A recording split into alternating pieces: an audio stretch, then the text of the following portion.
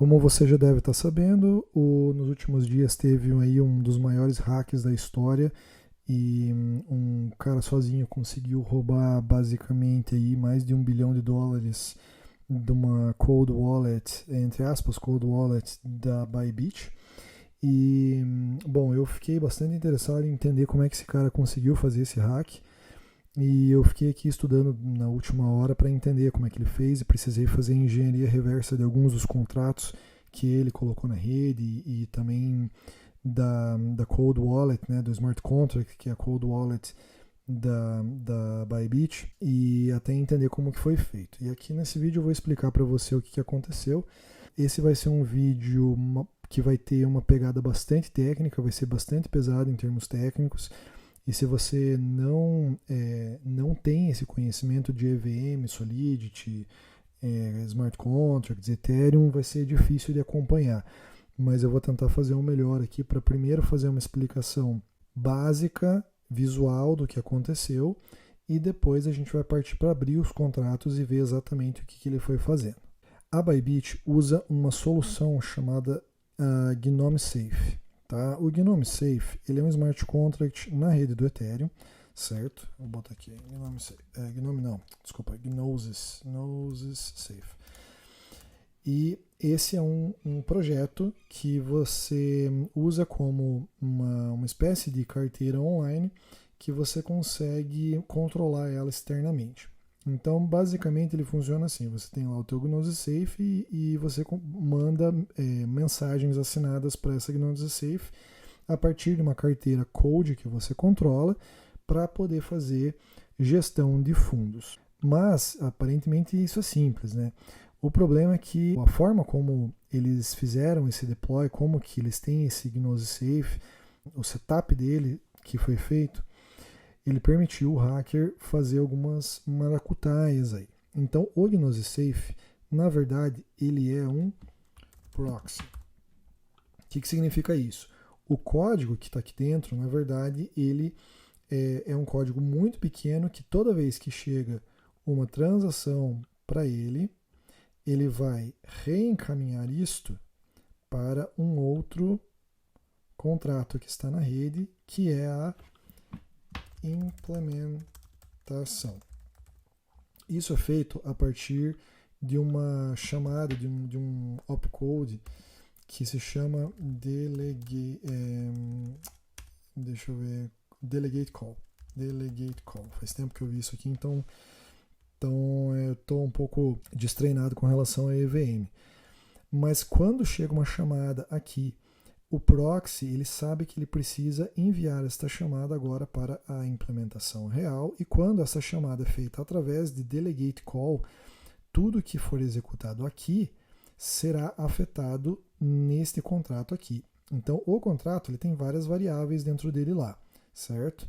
Toda variável ela ganha um endereço, deixa eu ver se eu consigo aqui, ela ganha um endereço como se fosse um ponteiro em C, tá? Então a primeira variável do contrato ela vai ter um endereço 0x000, tá? É um QCAC 256 aqui, então são 256 bits, e a primeira variável vai ter o endereço finalizando em 0, certo? Quando você está se tratando desse proxy aqui, o que é essa variável, essa primeira variável que está lá? Essa primeira variável não é nada mais, nada menos que o endereço da implementação. Então, quando chega uma mensagem aqui no Gnosis Safe, ele vai ler lá desse endereço 0, primeira variável, qual que é o endereço da implementação e vai fazer um delegate call para aquele endereço, certo? Isso aqui é muito importante para entender como é que o cara arquitetou o hack. Dentro desta implementação existe uma função que se chama exec transaction, certo? E ela recebe como argumentos em várias coisas, né? Então, dentre elas, há uma assinatura. Ela recebe um nonce, recebe endereço, recebe um dado qualquer, tá? Tudo isso aqui, ele é feito para que quando alguém de fora, alguém que controla efetivamente a cold storage, lá no caso da Bybit, quiser fazer alguma coisa, alguma movimentação on-chain, ela vai mandar uma mensagem assinada para o Gnosis Safe, tá? E basicamente ela assina um hash de todos esses argumentos aqui. Quando chega lá na implementação, ele vai verificar para ver se essa mensagem foi assinada pela Cold Storage oficial, que deve ser uma carteira que está fora, isso a gente não tem acesso, mas a Bybit deve ter aí uma hard wallet, alguma coisa assim, uma multisig, não sei, que assina as transações e que esse contrato tem esse endereço lá dentro.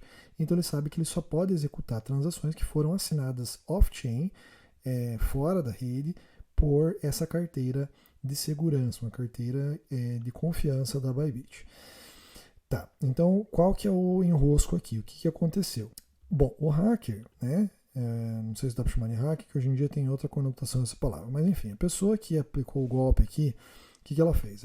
Ela fez um deploy de um contrato externo, que eu vou chamar de exploiter, ou exploit, e ela fez também um deploy de um outro contrato que é uma nova implementação, tá? Ficou desalinhado aqui. O que tem dentro desse exploit? Dentro desse exploit só tem uma função chamada transfer, que recebe um endereço e um uint 256, tá? Que na verdade não é usado, esse uint 256 é somente o endereço. Dentro da nova implementação aqui, o cara tinha três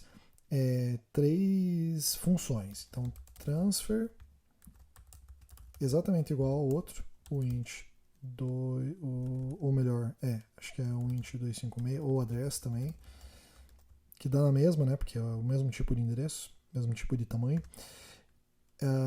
Ele tinha um sweep ETH, que era um address e um address, eu acho. Ou melhor, não, era só um address. E ele tinha um sweep ERC20 address, certo? No final das contas, ele não usou essa transfer aqui para nada. Eu acho que a ideia dele é que ele só fizesse o deploy de um contrato e por algum motivo ele resolveu mover essa transfer para esse exploit aqui e fazer um exploit separado. Mas enfim, o que aconteceu? Esse cara conseguiu mandar de alguma forma uma mensagem assinada para o Gnosis Safe, que mandou lá para a implementação e executou essa transação aqui, passando uma assinatura válida, o que indica que muito provavelmente tenha sido um trabalho interno lá, alguém de dentro que fez, né, supostamente. O nonce estava correto, ele era o próximo da lista, e ele mandou aqui um data que fazia o quê? Ele chamava o exploit nessa função transfer, e essa função transfer, ela na verdade transferia o quê? Não transferia saldo. O que ela fazia, ela era chamada com delegate call, e essa função transfer, ela fazia com que esse endereço aqui mudasse, e em vez de apontar para a implementação oficial, ele fazia uma transferência para a nova implementação que somente o atacante controlava, certo? Esse contrato aqui somente o atacante controla. Depois a gente vai abrir os contratos e fazer engenharia reversa dos bytecodes para você ver a implementação efetiva. Mas o que acontece? Após isso ter sido executado, isso aqui não existia mais. Então o Gnosis Safe ele recebia a partir desse momento, depois do exploit ter sido executado, todas as transações que ele recebia, ele encaminhava diretamente para a nova implementação, que já era controlada pelo hacker. Tá? E aí o que ele fez? Ele chamou primeiramente um sweep ERC20 aqui, desculpa. Sweep ERC20 com o endereço do contrato, que seria qual token que ele está querendo fazer o sweep. Essa implementação era esperta o suficiente para ir no contrato e descobrir quanto de saldo que tinha desse determinado token. A primeira que ele fez foi USDT e só tinha $90 lá. Então ele fez sweep de $90 e logo depois ele fez uma chamada para sweep ETH. E passando aqui, eu não lembro exatamente o que ele passou aqui nesse address, mas ele mandou todo o saldo para a própria carteira, certo? Então, basicamente foi essa sequência, foi isso que aconteceu, e agora a gente vai abrir os contratos para ir acompanhando passo a passo, certo? Essa aqui foi a sequência de passos que ele fez, então a partir desse exec transaction aqui é que foi feita o hack. Vamos abrir, eu vou fechar as minhas tabs aqui para a gente ir abrindo uma por uma e acompanhando. Então, ele primeiramente fez esse exec transaction que eu falei para você. Se a gente abrir aqui o more details, você vai ver o exec transaction, certo? Então é uma função que ele chama, ele passa vários parâmetros, né? O destino, qual que é o endereço de destino que ele vai executar a transação. Então, no caso, ele apontou para aquele smart contract dele, né? Deixa eu buscar o draw. Ele passou o endereço dele, desse exploit aqui. E eu vou pedir para ele fazer um decode aqui que vai ficar mais fácil da gente entender. Ele vai decodificar tudo isso aí para a gente poder entender mais fácil. Tá? Ele mandou então para esse endereço aqui, executou para esse endereço e passou esse data. O que é esse data? Esses 4 primeiros bytes aqui, eles são o selector da função. E ela é o selector da função. Deixa eu abrir aqui. Transfer. Tá? Então, se a gente pegar isso aqui, deixa eu ver se é isso mesmo, e jogar num QCAC 256, olha lá, A905 9CBB. Se a gente for lá, a gente vai ver que é exatamente esse o selector. Aí depois ele vai passar esses dados aqui, é o endereço de destino, e esse endereço de destino nada mais é do que o endereço, cadê? O endereço dessa nova implementação, que também era um contrato que ele tinha criado. E é isso, os outros dados não importam muito para a gente, o que importa é esse último, que ele tinha uma assinatura válida, ou seja, ele conseguiu assinar essa mensagem de forma válida com a carteira, a cold storage da Bybit. Tá? Então isso aconteceu lá dentro da exchange, a gente não sabe como é que aconteceu, provavelmente alguém foi enganado no processo aí a assinar essa transação maliciosa. Então ele vai chamar a função transfer desse cara aqui. Vamos abrir esse cara para ver quem é ele. Tá? Eu vou...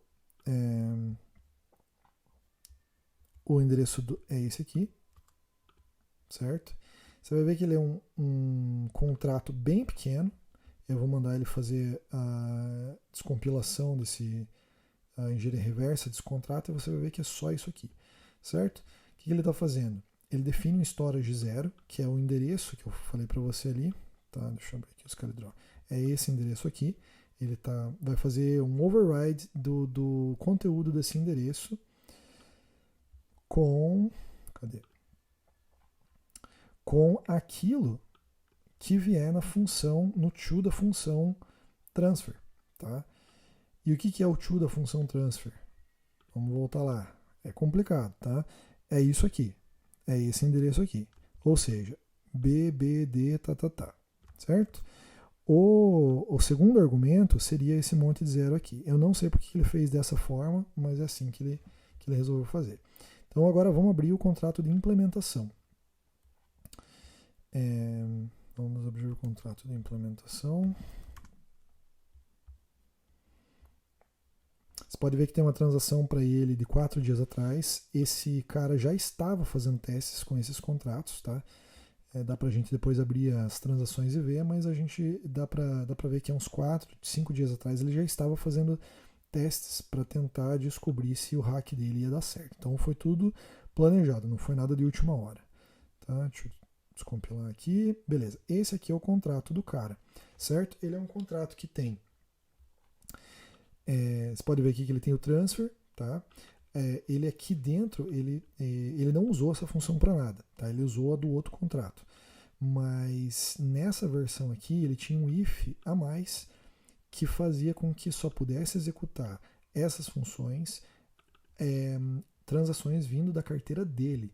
Tá? Então a carteira dele estava explícita aqui dentro. A gente pode confirmar na lista que é exatamente a carteira dele, né? 0FA.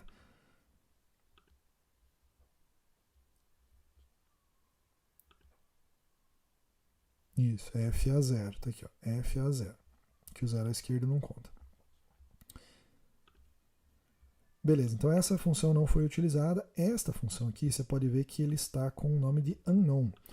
Por que unknown? Porque o descompilador aqui, que faz engenharia reversa, ele não sabe qual que é o nome dessa função. Dentro dos contratos, no bytecode, você não tem o nome, você tem somente o selector. O selector dessas duas funções aqui a gente já sabe, tá? A gente pode abrir aqui e fazer um QK, que a gente vem aqui, sweep ERC20. Eu acho que é essa, vamos ver, E6D ou era 2 endereços? Vamos ver. Não, uma função começa com...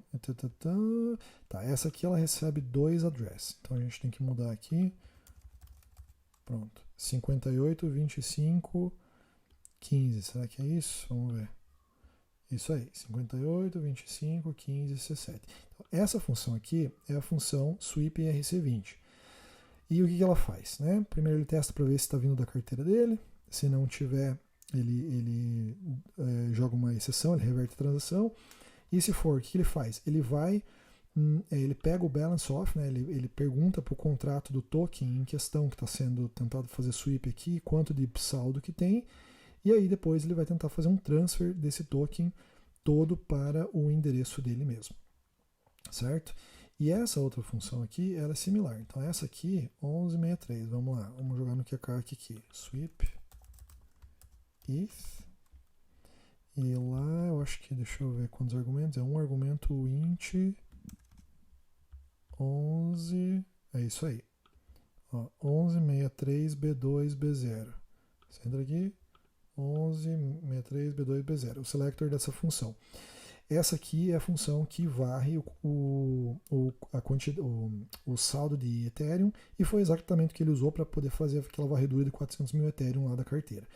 Então, ele verifica para ver se está vindo da carteira dele, se não tiver ele reverte, e daí depois ele faz o que? Ele faz um call, que é como você vai mandar saldo no Ethereum, tá? Para o parâmetro número 1. Eu já vou mostrar essa transação sendo executada ali.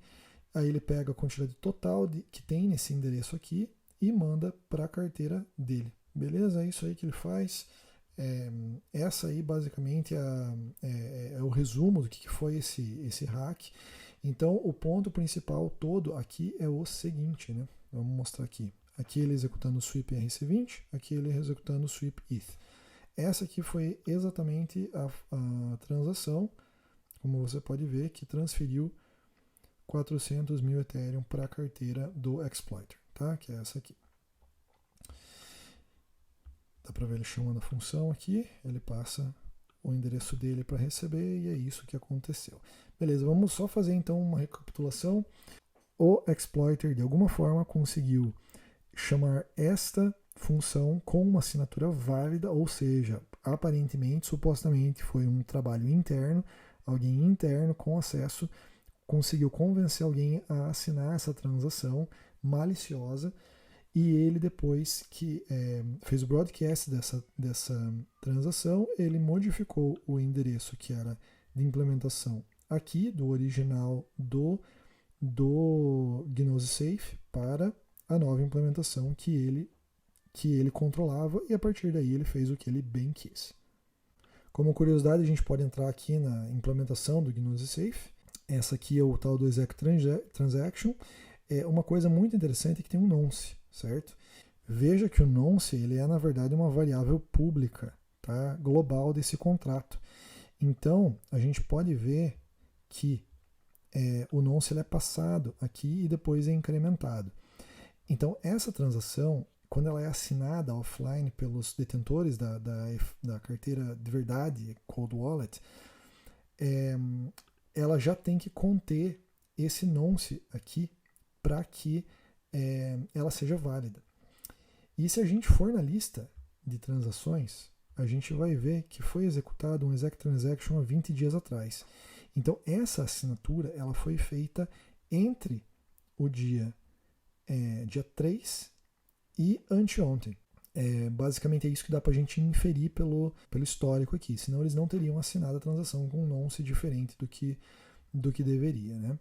E o atacante também, se ele conseguisse uma transação com o próximo nonce e a exchange tivesse mandado um exec transaction com um nonce igual à assinatura que ele já tinha antes dele efetuar o hack, a transação falharia on-chain. Então, basicamente, esse é o resumo do hack, tá? Esse desenho maravilhoso aqui que eu fiz para vocês. Espero que esse conteúdo tenha ajudado você a entender o que aconteceu aí e a gente se vê numa próxima.